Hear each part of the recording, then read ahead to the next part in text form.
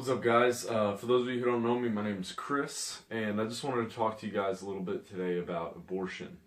So I used to be pro-choice, and my mentality on this thing was, kind of what we hear a lot today. Who am I as a man to tell a woman what to do with her body?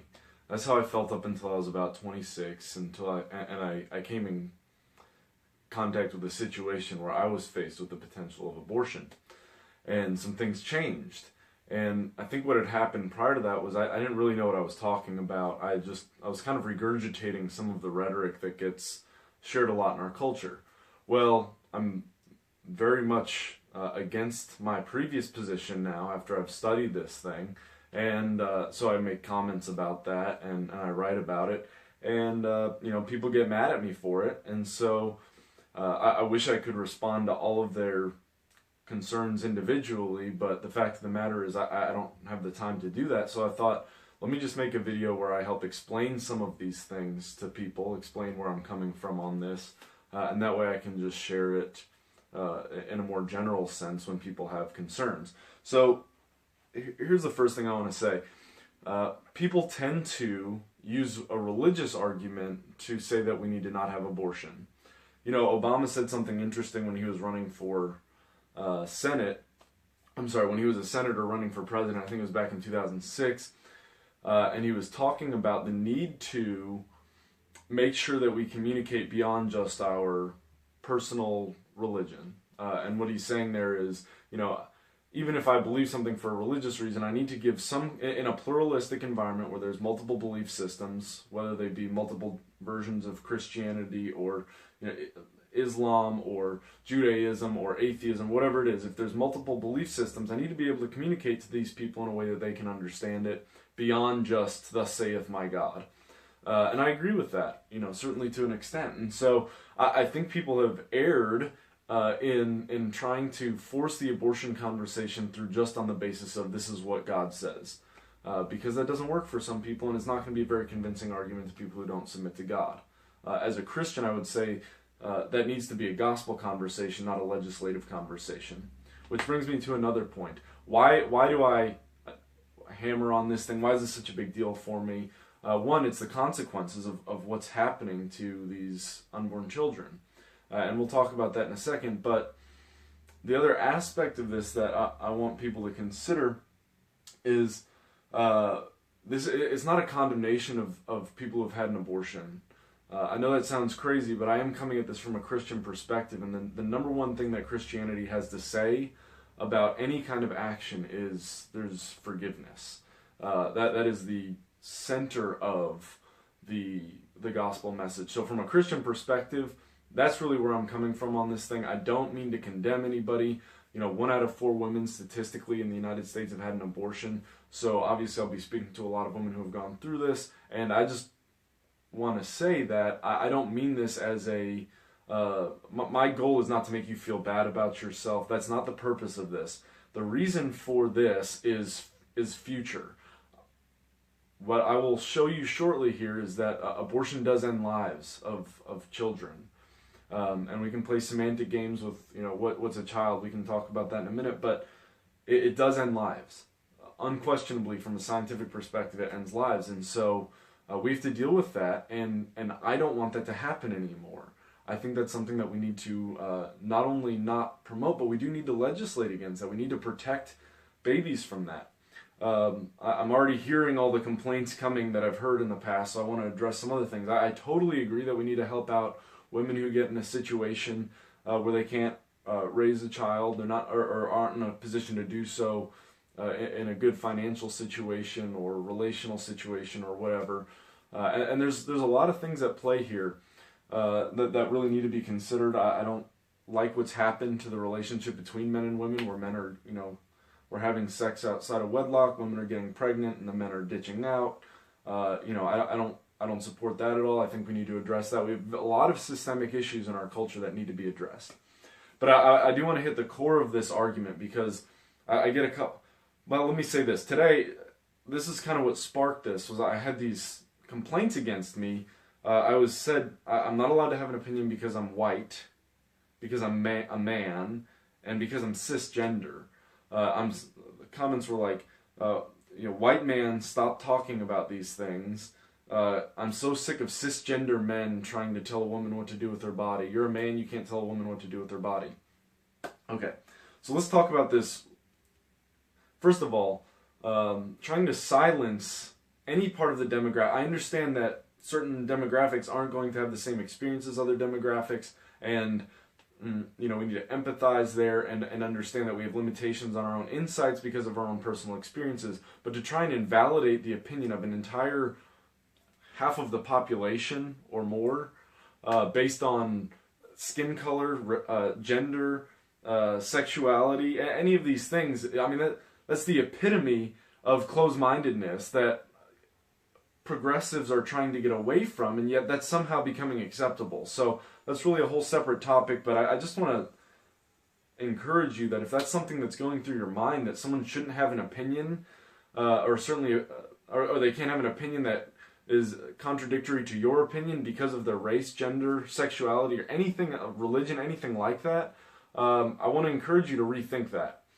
Because we're silencing discourse there, we're silencing the ability to reason and communicate, and that is not logical, that's not reasonable, that's not civilized, and so we really need to think about what we're trying to do here and the implications of that across our culture. Now, I think that we can make a very good case for abortion needing to be legislated against outside of any kind of religious context, okay? So here's the way this works. Just using pure logic, let's look at this first thing. We have an ethical responsibility to protect the life of all innocent human beings. Now, I have innocent here in different writing because a lot of my audience is Christian, and I want to clarify from a theological context, innocent doesn't exist. None of us are innocent. The Bible says not one of us are good. And that doesn't mean we don't have any good within us, but it just means that none of us are perfect. None of us are innocent. We have all committed some kind of a sin, if using religious language, some kind of a wrong. I don't know anyone who would deny the fact that they've done something wrong, right? And so, however, what I mean by innocent here is from a legislative standpoint. We haven't broken any laws. We haven't committed a crime, which certainly an unborn child doesn't have the capacity to commit a crime at that point. So we have an ethical responsibility to protect the life of all innocent human beings. I think most people would agree with that statement, regardless of their religious affiliation. Okay, so then when do they become a human being? Well, scientifically, a genetically unique human being's life begins at the moment of fertilization. Now, this is where a lot of people get tripped up. They don't understand this. This is not talked about regularly. We use semantics and we'll say things like it's a fetus, not a baby. It's just cells. And we can go through all of those things. What we've done is we've categorized different developmental stages. I can say, well, it's not a human, it's not a person, it's a baby. It's just a teenager. Developmental stages don't give us the authority to end that life. The question is, when does the life begin? And scientifically, it's not the woman's body. Now, it's inside of the woman's body. The woman's body is affected by this, but the baby is not the woman's body from the moment of fertilization. You're talking about a genetically unique human life. It has the full potential and capacity, the full DNA of a new life from the moment of fertilization. So if these 2 points, this is what I would call just basic ethics. This is science, right? This is not religious. This is not my opinion. This is science. You can look that up. It's true. So this is ethics, this is science. So logically it follows, this is called a syllogism, right? It's putting together different logical sequences. You have an ethical responsibility to protect the life of all innocent human beings. A genetically unique human being's life begins at the moment of fertilization. Therefore, we have an ethical responsibility to protect the life of a human being from the moment of fertilization, particularly an innocent human being. It's really pretty straightforward. So if you want to reject this, you either have to reject this basic ethical premise, which I would say it's pretty, if you don't think we have a responsibility to protect the life of innocent human beings, that's evil to me. So there's that. Then the second one is, we have this is science.